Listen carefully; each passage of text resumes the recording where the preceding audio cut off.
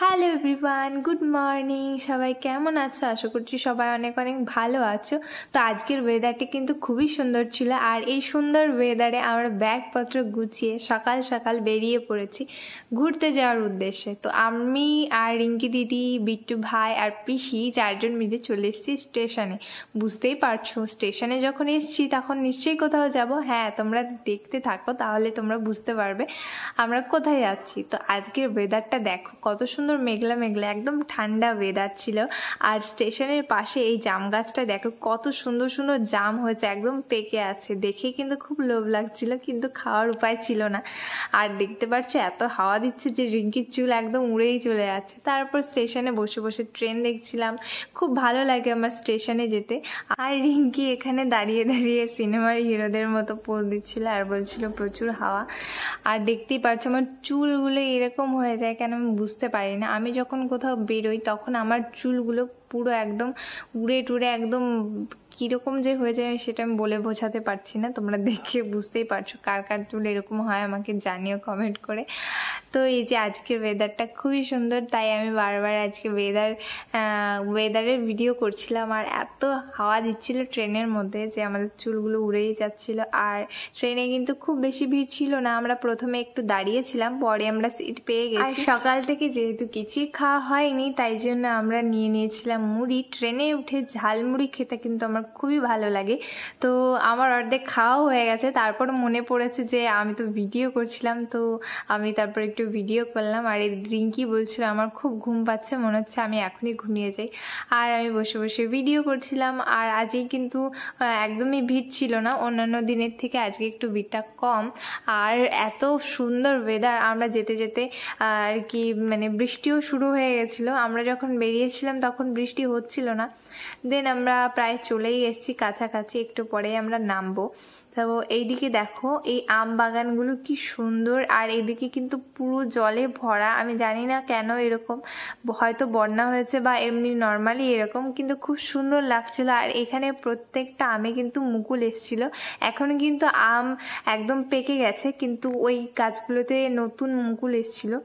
তো হয়তো ওটা 12 মাসের আম, তাই জন্য। তো আমরা চলে এসেছি ব্যান্ডেলে। এখন এখান থেকে আমরা লোকাল ট্রেন ধরে যাব। আর দেখতেই পারছো আমাদের হাতে কিন্তু অনেক বড় বড় ব্যাগ আছে।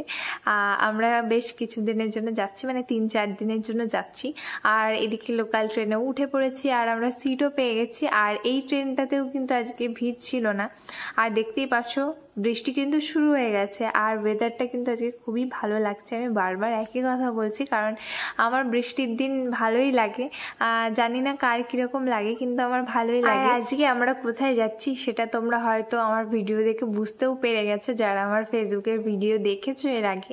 তো অনেক দিন ধরেই ভাবছি ভিডিও এডিট করব, বাট হয়ে উঠছিল না কিছু প্রবলেমের জন্য।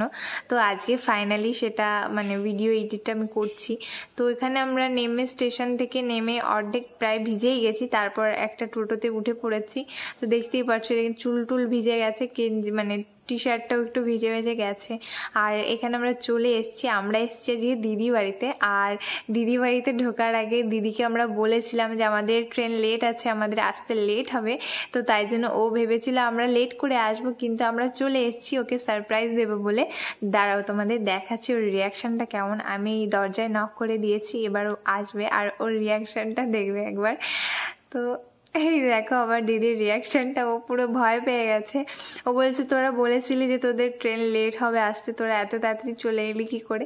তো এই যে হচ্ছে বনি পাপা, খুব কিউট, ও খুব কিউট কিউট কথা বলে, তোমরা আমার ভিডিও দেখলে বুঝতে পারবে। আজকে দুপুরের মেনুতে কিন্তু ছিল খুব টেস্টি টেস্টি খাবার। এখানে ছিল ইলিশ মাছের তেল, আর এটা হচ্ছে কচু শাক, আর ওইটা হচ্ছে কচু ভাজা, আর এটা হচ্ছে সর্ষে ইলিশ। সব কটাই কিন্তু খুবই টেস্টি হয়েছিল খেতে।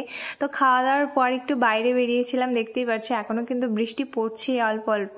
আর দিদি বাড়ির এই আম গাছটাতে কিন্তু খুব সুন্দর আম হয়, এত টেস্ট এই আম গাছ মানে আমগুলোতে। তো 3 দিন আমরা ছিলাম, 3 দিন মনে হয় সারাদিন আমরা প্রায় আমই খেয়েছি। তো আর দিদি বাড়ির সামনে কিন্তু এই পুকুরটা কিন্তু আর কি ওদের বাড়ির সামনেই। তো এখানে অনেক ভালো ভালো মাছ পাওয়া যায়, কিন্তু এই মাছ ওরা খায় না যেহেতু অনেক নোংরা। তো তারপর বিকেলবেলায় দিদি খুব সুন্দর সুন্দর টেস্টি টেস্টি পাকোড়া আর এখানে নিয়েছিল চা, যেটা খেতে অসাধারণ হয়েছিল। তো আজকে সারাদিনটা খুব মজা করে কাটলাম সবাই। আজকের ভিডিওটা এইটুকুই। সবাই ভালো থেকো, সুস্থ থেকো, দেখা হচ্ছে পরে একটা ভিডিওতে। টাটা।